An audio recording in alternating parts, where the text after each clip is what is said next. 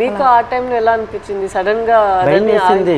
పేరు డిఫరెంట్గా ఉన్నప్పుడు 22 మందిలో 21 మంది వెళ్ళిపోయి నన్ను వదిలేస్తారేటని ఒక ఇది, వీళ్ళు కావాలని వాళ్ళకి రాస్తారేటో చెప్పలేం. పాకిస్తాన్ ఓన్లీ మీ పేరే తప్పేశారా? ఓకే,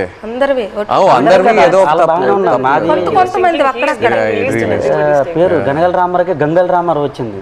గంగల్ రామారావు వస్తే మరి పేరు డిఫరెంట్ అయితే ఖచ్చితంగా వదిలేస్తారని అందరూ ఇండియా వాళ్ళు అంటుంటారు, ఇంతకుముందు ఉన్నవాళ్ళు పాత వాళ్ళు.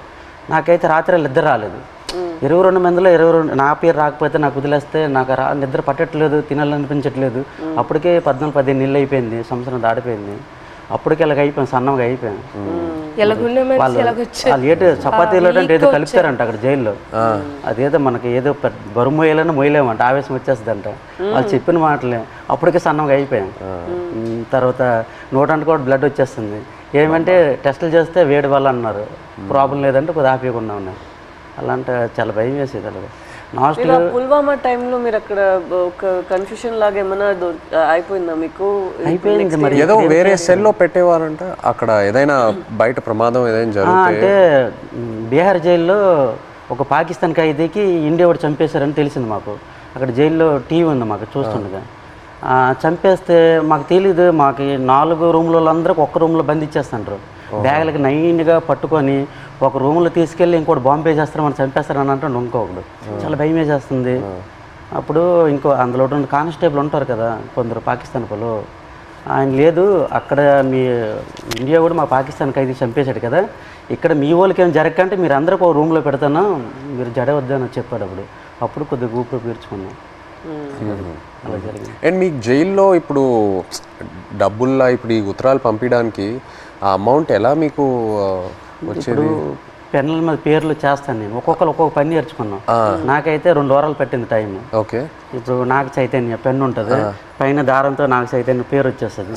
కింద సాయిపల్లి అంటే ఒక పెన్ను మీద 2 పేర్లు రాస్తే 2 పేర్లకు 200 ఇస్తారు. ఒక్క పేరు అయితే 100 రూపాయలు ఇస్తారు. అలాగే రోజుకి 5-6 పెన్నులు అలా చేసేవాడిని. ఆ పెన్నులు వాళ్ళకి ఇస్తే ఖైదీలు ఏడు చేస్తారు, వాళ్ళకి బెయిల్ మీద వెళ్తారు కదా కోర్టుకి, వాళ్ళ ఫ్యామిలీకి ఇస్తారు కదా. ఆ డబ్బులతో మేము ఏంటంటే అప్పుడప్పుడు ఏదో గుడ్లు తెచ్చుకుంటూ కానీ మాంసం కానీ తినడం కానీ, 22 మందికి మరి మెయిన్ లీడర్ని కదా, వాళ్ళ గెడ్డలకు కానీ వాళ్ళ రింకిలకు కానీ బిస్కెట్లకు కానీ ముసలి వాళ్ళకి తెలియదు కదా, వాళ్ళకి డబ్బులు ఇచ్చేవాడిని గెడ్డలకి. సో ఒక్క ఉత్తరం పంపించడానికి ఎంత అయ్యేది మీకు? అంటే ఒక 200-300-500 అంటే మా డబ్బులు ఉండవని తెలిసి ఏవో ఖర్చులు మట్టుకు పనులు చేస్తుంటాం. వాళ్ళకి ఇచ్చి వాళ్ళకి అంటే ఎన్ని పేజీలు రాయొచ్చు ఒకసారి? ఎన్ని పేజీలు పంపించచ్చు ఉత్తరం? అంటే వైట్ పేపర్ మీద రాసి లోపల కవర్లో పెడతాం మేము. మినిమం రెండు పేపర్లు 22 మంది 2 పేపర్లో రాసి పంపించాలి. అంటే ఇద్దరేసి ఒక్కో ఉత్తరం ఉంటుంది. 22 మంది ఎవరిదా ఇద్దరు జాయింట్ పడేవాళ్ళం. ఓకే, ఇంకా డబ్బులు లేనప్పుడు సర్దుకుంటేవాళ్ళం. అలాగే ఇటు పెట్టి అలాగే అడ్జస్ట్మెంట్ అయ్యేవాళ్ళం. మీరు ఒక్కొక్కరికి ఈ ట్రిప్ అయితే నువ్వు లెటర్ పంపిస్తే నెక్స్ట్ ట్రిప్ నేను పంపుతాను, మళ్ళీ మాకు కంప్రమైజ్ అయ్యి అడ్జస్ట్ చేసుకునే వాళ్ళం. ఓకే. అండ్ మీ పాప ఫోటో ఫస్ట్ టైం ఎలా చూసారు అక్కడ? అంటే పేపర్లో కటింగ్ చేసి ఉత్తరాలు పెట్టేసి పంపించారు ఆవిడ.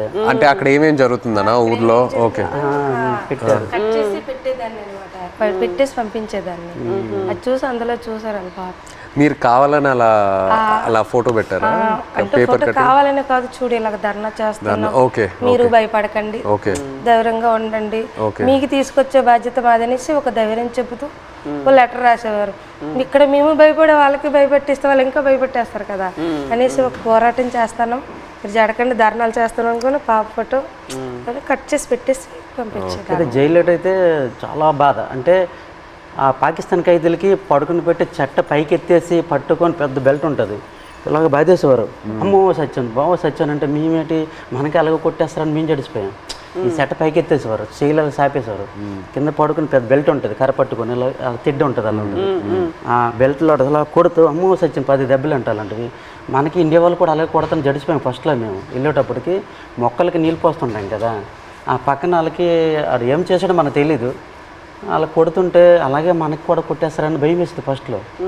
వాళ్ళు అన్నారు మీకు ఇలాగ కొట్టరు, మీరు ఇంకా 1-2 సార్లు తప్పులు చేస్తే మీకు కొడతారు. తప్పులు అంటే జైల్లో కానీ మా 22 మందిలో కానీ, ఇంకా గుజరాత్లో ఉన్నారు ఇండియా వాళ్ళు కదా, ఏ బాత్రూమ్ దగ్గర కానీ బట్టలు ఉతుక్కున్నప్పుడు కానీ మనలో మనం కొట్టుకుంటే ఒకసారి కుదిరేసి రెండోసారికి గడికి ఒక మనిషి 3 తప్పులు చేస్తే మీకు కూడా అలాగే పడుతుంది అంటే అప్పటి నుంచి గొడవలు కూడా అదే బాత్రూమ్ దగ్గర అలాగే అడ్జస్ట్మెంట్ అయిపోవాలి మేము అలాగే అలా కొట్టేస్తారు రిటర్న్.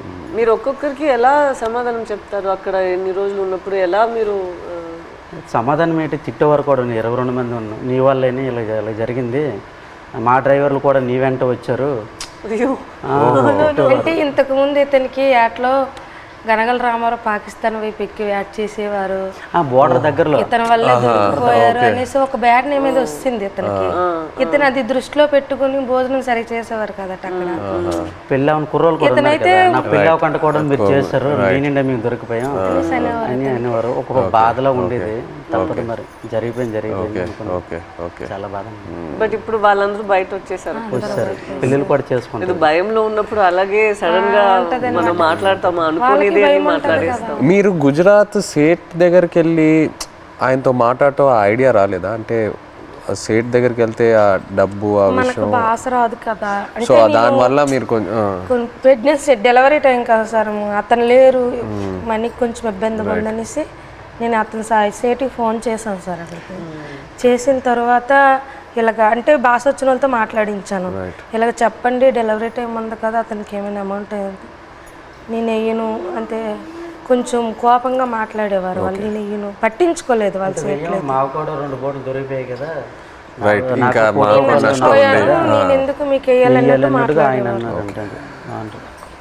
ఇప్పుడు మీరు ఇలా ఒక పరిస్థితి రాలేదంటే కూడా మీకు చాలా కష్టాలు వస్తూనే ఉంటాయి కదా, మీకు రోజులకి ఇలా మీరు చెప్పినట్టు ఎలా తుఫాన్ వస్తుంది ఇదన్నీ మీరు చూస్తూనే ఉండాలి కదా. తుఫాన్ వచ్చింది, అక్కడ చేస్తుండగా తుఫాన్ వచ్చింది, తర్వాత యాంటీ అని వైర్లెస్ మాకు పిడికి పడ్డా తిరిగిపోయింది, చాలా ఇబ్బంది పడ్డాం. తర్వాత బోటు మొత్తం నీరు అయిపోయింది, చాలా ఎదుర్కొన్నాం అన్నీ. ఒక్కొక్కసారి బోట్లు మునిగిపోతున్న టైంలో పక్కన బోట్ వచ్చి మనుషులు కాపాడేవారు, బోట్ మాత్రం మునిగిపోయేది. కానీ అక్కడ పక్కన బోట్ లేకపోతే ప్రాణాలు కూడా కోల్పోతారు. అలాంటి పరిస్థితి ఇదని వాళ్ళు చెప్పినప్పుడు మీరు మీ ఆయన దగ్గర అడగలేదా, మీరు ఎందుకు ఈ పని చేస్తున్నారు, మాతోనే ఉండండి, ఇక్కడే ఏమైనా పని చేయండి, మీరు అట్లేం అడగలేదా? లేదు మేడం, అలాంటి ఉపాధి అక్కడ లేదు, మా సైడ్ లేదు. అక్కడికి వెళ్తేనే మాకు మేము అంటే ఇక్కడ రూపాయి ఇస్తే అక్కడ 2 రూపాయలు లేదు. ఇక్కడ నెలనూలే లైక్ ల్యాండ్ ఇట్ సెల్ఫ్ వేరే ఏమైనా ఒక పని మనం చేసుకోవాలి కదా, ఇంత రిస్కీగా ఎందుకు? మత్స్యకారులు చాలా మంది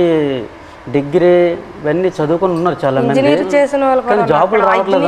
ఎస్టీ జాబితాలో ఏదో చేరిస్తే మాకు జాబులు వస్తామని అంటారు, కానీ చదువుకున్న జాబులు రావట్లేదు. అందుకే ఎక్కువ వలసలు వెళ్ళిపోతారు. చాలామంది చదువుకున్న వాళ్ళు కూడా వెళ్ళిపోతుంటారు. వీళ్ళ అబ్బాయి కూడా చదువుకుంటారు. చాలామంది డిగ్రీలు ఇంటర్లు చదువుకున్న జాబులు రాక వెళ్ళిపోతుంటారు. మా మధ్యకి ఎస్టీ జాబితాలు చేరిస్తేనే ఆ జాబులు వస్తామంటే దానికోసం ప్రయత్నిస్తాను, కానీ ఎవరు సరిగ్గా పట్టించుకోవట్లేదు. ఎందుకు మాకు జాబులు రావట్లేదు అర్థం కావట్లేదు. సో మీరు శ్రీకాకుళం నుంచి లెటర్స్ పంపిద్దాం అనుకున్నారు కదా పాకిస్తాన్కి, అప్పుడు జైల్లో ఉన్నప్పుడు. అప్పుడు ఇక్కడి నుంచి లెటర్లు పంపించడానికి ఏదైనా ఇబ్బంది ఉండిందా? ఇబ్బంది ఉంది. ఇక్కడ నుంచి లెటర్స్ అంటే వాళ్ళు అడ్రస్ రాశారనమాట, ఇలా పంపించండి, టు అడ్రస్ ఫ్రమ్ అడ్రస్ అన్నట్టు ఉంటుంది, ఇలా పంపించండి అని రాశారు. అలాగే మేము పోస్ట్ ఆఫీస్కి వెళ్ళి ఇలాగ రాస్తే పాకిస్తాన్ రాస్తే వాళ్ళు చదివారు, పాకిస్తాన్ ఏంటి, పాకిస్తాన్కి మీకేం సంబంధం, మీరు పాకిస్తాన్కి లెటర్ వేయడం ఏంటి, ఇలాగ అడిగేవారు అనమాట. చాలా ఇబ్బంది పెట్టేశారు.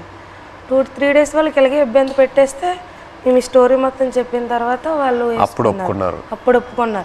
తర్వాత మేము ఏదో పాకిస్తాన్ నుంచి వచ్చినట్టు, వీళ్ళు పాకిస్తాన్ వాళ్ళు, మీరే ఈడమేటి పాకిస్తాన్ అనేసి వాళ్ళ క్వశ్చన్లు అడిగేవారు. చాలా ఇబ్బంది పెట్టేశారు. తర్వాత ఈ స్టోరీ మొత్తం చెప్పిన తర్వాత అప్పుడు నమ్మారు.